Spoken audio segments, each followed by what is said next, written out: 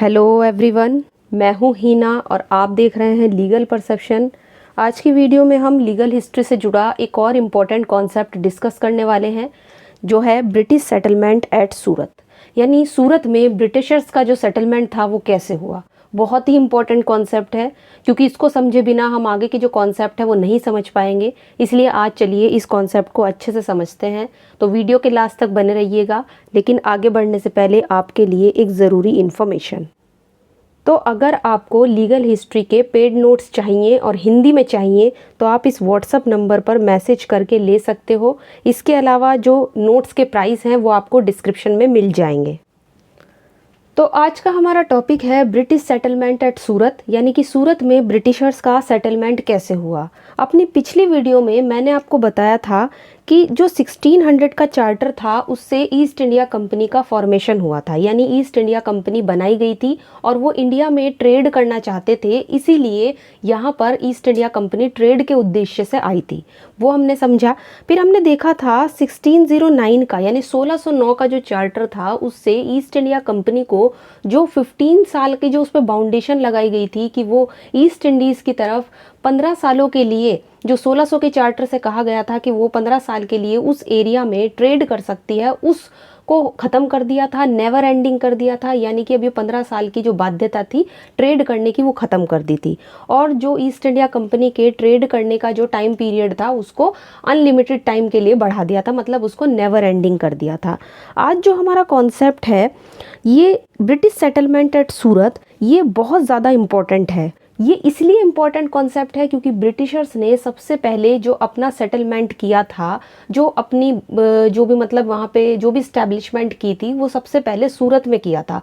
सूरत में ही उन्होंने सबसे पहले परमानेंट फैक्ट्री लगाई थी। हालांकि 1611 में ही सबसे पहले एक टेम्परेरी फैक्ट्री लगाई थी ब्रिटिशर्स के द्वारा, जो ईस्ट इंडिया कंपनी थी उनके द्वारा, मसूलीपट्टनम में।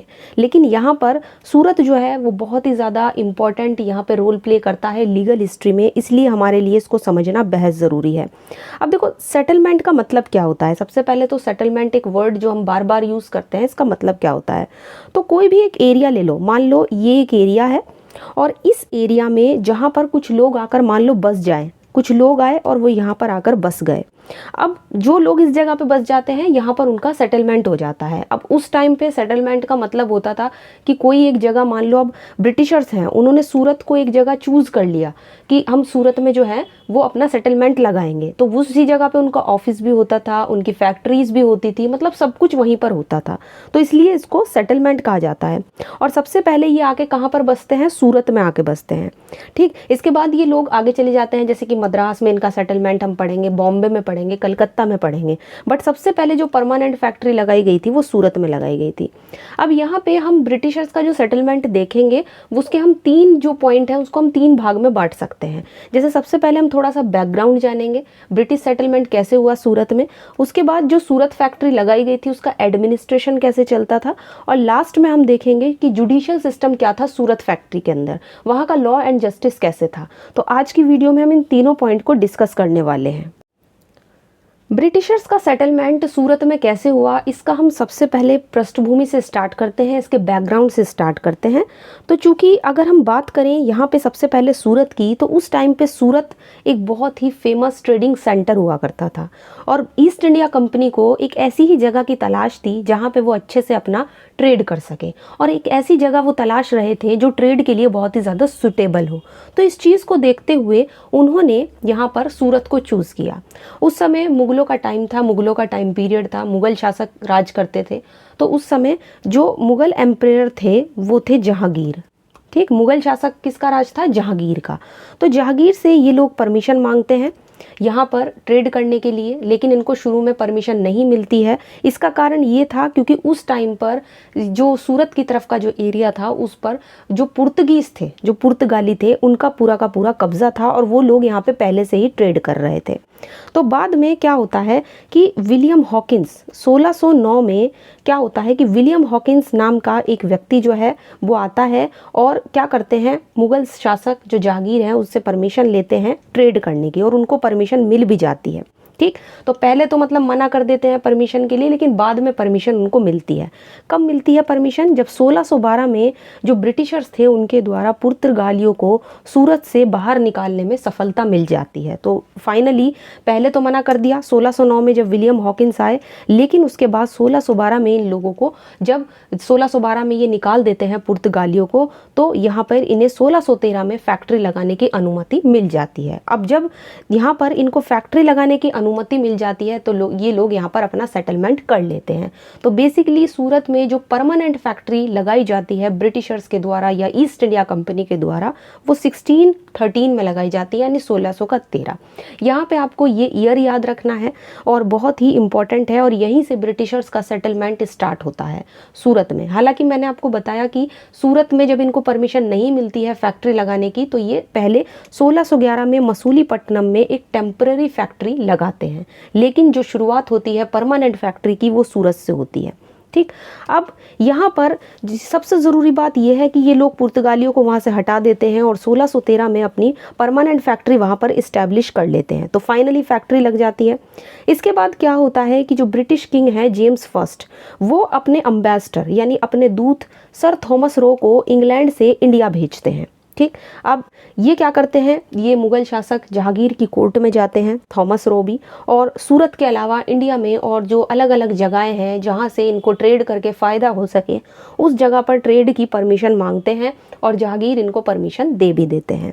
तो यहाँ पर ये जब परमिशन मांगते हैं तो उसके लिए कुछ चीज़ें हमें मतलब यहाँ पे देखनी है कि इस परमिशन में ये लोग क्या मांगते हैं। तो देखो, मुगल बादशाह से ये लोग, जो ईस्ट इंडिया कंपनी है, वो उनसे कुछ सुविधाएं मांगते हैं कि हमें इस तरीके का, यहाँ पर अगर हम कहीं पर भी अपनी फैक्ट्री लगाते हैं या कहीं पर भी सूरत के अलावा भी अगर हम कहीं पर अपना कुछ ट्रेड करते हैं, सेटलमेंट करते हैं, तो उसमें हमें ये सारी सुविधा मिलनी चाहिए।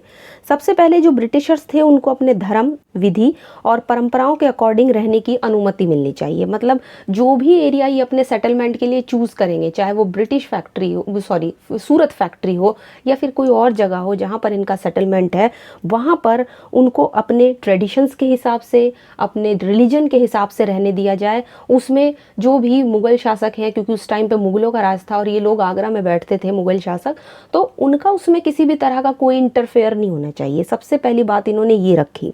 सेकंड है, उनके अगर आपसी कोई डिस्प्यूट होते हैं, जैसे मान लो कंपनी है ईस्ट इंडिया कंपनी, उसके अंदर जो भी सर्वेंट्स वगैरह रहते हैं या ब्रिटिशर्स हैं, उनका आपस में कोई भी कॉन्फ्लिक्ट हो जाता है, कोई विवाद हो जाता है, तो वो अपने जो गवर्नर होगा, जो पूरा कंपनी को चलाता था, उसके सामने वो उन मामलों को पेश करेंगे, और उन्हें जो है, जो अंग्रेज़ी ट्रिब्यूनल्स, जो इंग्लिश ट्रिब्यूनल्स जो हैं, वो उनके मामलों को निपटाएगा।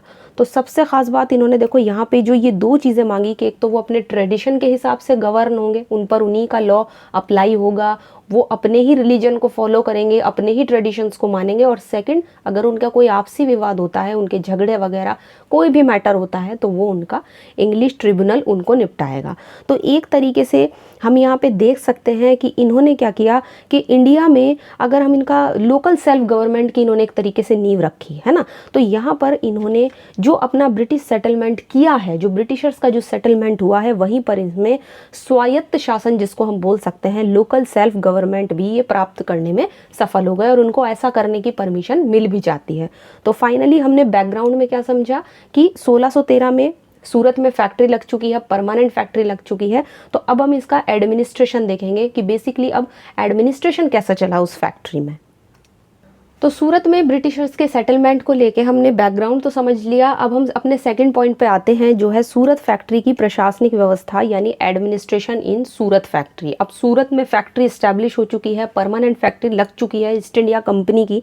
अब उसके अंदर का एडमिनिस्ट्रेशन कैसा था, तो यहाँ पर देखो, सबसे पहले हमें जो चीज़ देखनी है वो ये है कि यहाँ पे जो सर्वेंट्स होते थे, मैंने आपको बताया भी था कि जब ईस्ट इंडिया कंपनी बनी थी तो बेसिकली हर कंपनी की तरह, जैसे नॉर्मल कंपनी में होता है एक मैनेजर होता है और बाकी सब नीचे के जो लोग होते हैं सर्वेंट्स वगैरह होते हैं, ठीक इसी तरह बिल्कुल सिंपली तरीके से ईस्ट इंडिया कंपनी में भी कुछ सर्वेंट्स थे और बाकी एक हेड होता था। ठीक, हेड ऑफ द फैक्ट्री, देखो सबसे पहले हम यहाँ पे हेड ऑफ द फैक्ट्री को समझने से पहले इसके सर्वेंट्स को समझेंगे। तो यहाँ पर क्या होता था कि जो सर्वेंट्स थे उनकी 3 कैटेगरी बनाई हुई थी। सबसे निचली जो कैटेगरी थी, सबसे लो कैटेगरी, उनको बोला जाता था राइटर्स। ठीक, क्या बोला जाता था? राइटर्स। ये ऐसे लोग हुआ करते थे जो कंपनी में, जिनका टाइम पीरियड मतलब कितने साल के लिए ये लोग काम करते थे? सिर्फ 5 ईयर्स से कम तक। तो 5 साल से कम इनका टाइम पीरियड होता था, जो राइटर्स थे। और इन्हें कंपनी के द्वारा 10 पौंड वार्षिक वेतन दिया जाता था। पौंड क्या होता है? पौंड उस टाइम पे करेंसी थी जो चला करती थी, तो इनको 10 पौंड का वार्षिक वेतन मिलता था। अगर हम सेकंड कैटेगरी की बात करें तो दूसरी कैटेगरी में होते थे फैक्टर्स। ठीक, फैक्टर्स जो आते हैं वो राइटर्स से मतलब सेकंड कैटेगरी में आते हैं, और इनका वार्षिक वेतन था 20 पाउंड। अब 10 पाउंड किसका था? जो अभी पहली कैटेगरी का पड़ा। सेकंड कैटेगरी का होता था 20 पाउंड।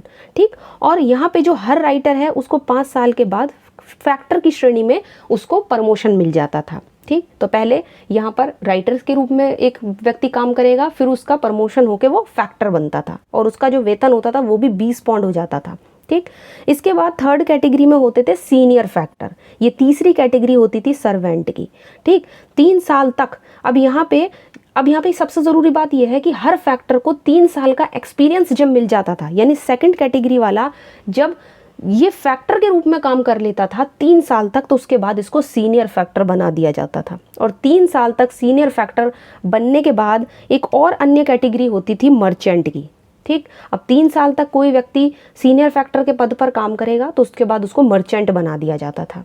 ठीक, और यहाँ पे जो कंपनी के कर्मचारी होते थे, जो उसके सर्वेंट्स होते थे, उसकी सबसे ऊंची श्रेणी, सबसे ऊंची कैटेगरी कौन सी होती थी? मर्चेंट की। तो मर्चेंट की श्रेणी में उस व्यक्ति को शामिल कर लिया जाता था। तो यहाँ पे ध्यान रखना है।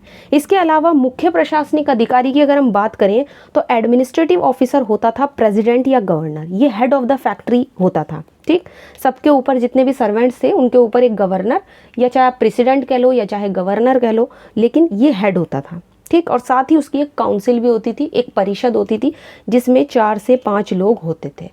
तो फैक्ट्री हुई, फैक्ट्री के अंदर कुछ सर्वेंट्स, और सर्वेंट्स के ऊपर एक गवर्नर या प्रेसिडेंट और उसके साथ उसकी काउंसिल। और इस गवर्नर और काउंसिल को मिलकर कौन चलाते थे? कोर्ट ऑफ डायरेक्टर्स या बोर्ड ऑफ डायरेक्टर्स, जो इंग्लैंड में बैठते थे। जैसा कि मैंने आपको जो 1600 का चार्टर हमने पढ़ा था, 1600 का चार्टर, उसमें मैंने आपको बताया था कि ये 24 लोग होते थे जो कोर्ट ऑफ डायरेक्टर जिन्हें हम कहते हैं, ये बैठते थे इंग्लैंड में, और ये ही गवर्नर को अपॉइंट करते थे या उसकी काउंसिल को चूज करते थे। 4 से 5 लोग काउंसिल में होते थे, और ये गवर्नर और 4 से 5 लोगों के नीचे होते थे सर्वेंट्स। तो ये था पूरा एडमिनिस्ट्रेशन हमारा सूरत फैक्ट्री का। तो यहाँ पे हमें ध्यान रखना है। ये कुछ इंपॉर्टेंट पॉइंट्स थे जो मैंने आपको इसके एडमिनिस्ट्रेशन के बारे में बताए हैं। अब देखो, हमने सूरत फैक्ट्री में उसका बैकग्राउंड समझ लिया कि कैसे ब्रिटिश सेटलमेंट हुआ सूरत में। उसके बाद हमने एडमिनिस्ट्रेशन देख लिया कि सूरत फैक्ट्री में एडमिनिस्ट्रेशन कैसे चलता था। गवर्नर और काउंसिल के 4 से 5 लोग मिलकर उसका एडमिनिस्ट्रेशन चलाते थे। अब जो हमें चीज़ समझनी है वो है सूरत फैक्ट्री की न्याय व्यवस्था, यानी judicial system of Surat factory. अब यहाँ पे लॉ एंड जस्टिस कैसा था? जैसे मान लो अगर फैक्ट्री के अंदर कई सारे लोग काम कर रहे हैं या ब्रिटिशर्स का आपस में कोई कॉन्फ्लिक्ट हो जाता है, तो उस चीज़ में जस्टिस कौन देगा, न्याय कौन देगा, किस तरीके से उस मैटर को सुलझाया जाएगा, ये सब हम इस वाले पॉइंट के अंदर पढ़ेंगे। तो सबसे पहले जो सबसे ज़रूरी बात है जुडिशियल सिस्टम में सूरत फैक्ट्री से रिलेटेड, वो ये है कि उस टाइम पे वहाँ पर कोई कोर्ट तो था नहीं, नो कोर्ट, है ना, कोर्ट तो था नहीं।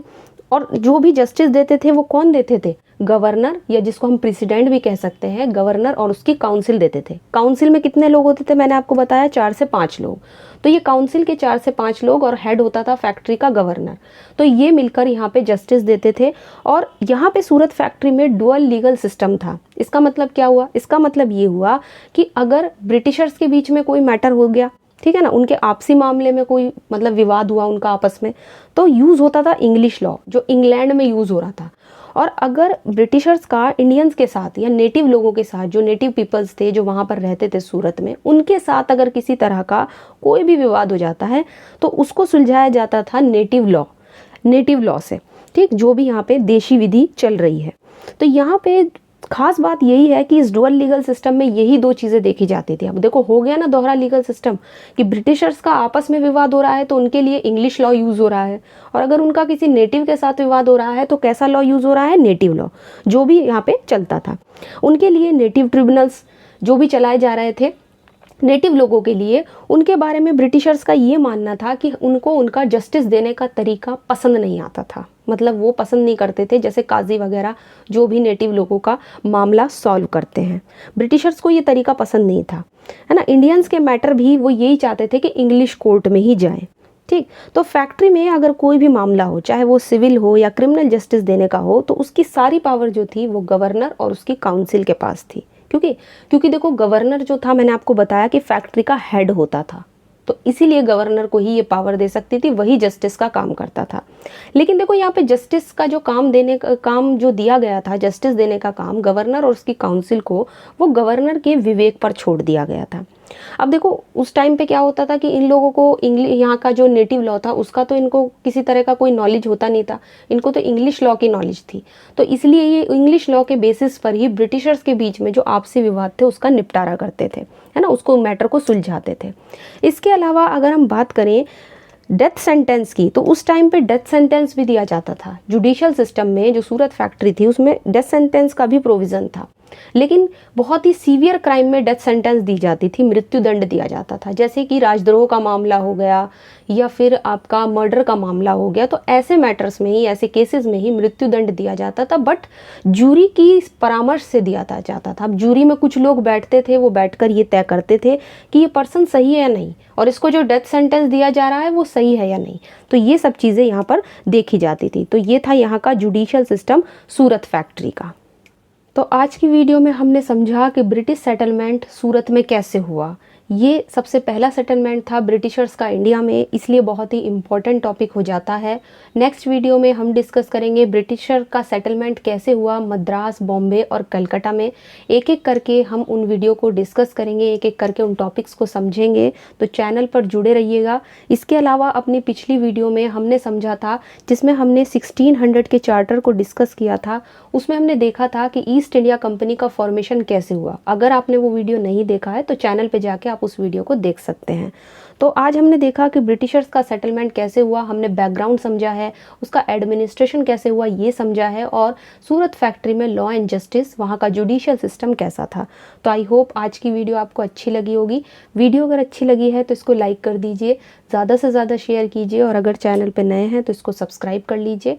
इसके अलावा आप हमें टेलीग्राम पर भी ज्वाइन कर सकते हैं। तो आज की वीडियो में इतना ही, मिलते हैं नेक्स्ट वीडियो में लीगल हिस्ट्री के एक और इम्पॉर्टेंट टॉपिक के साथ।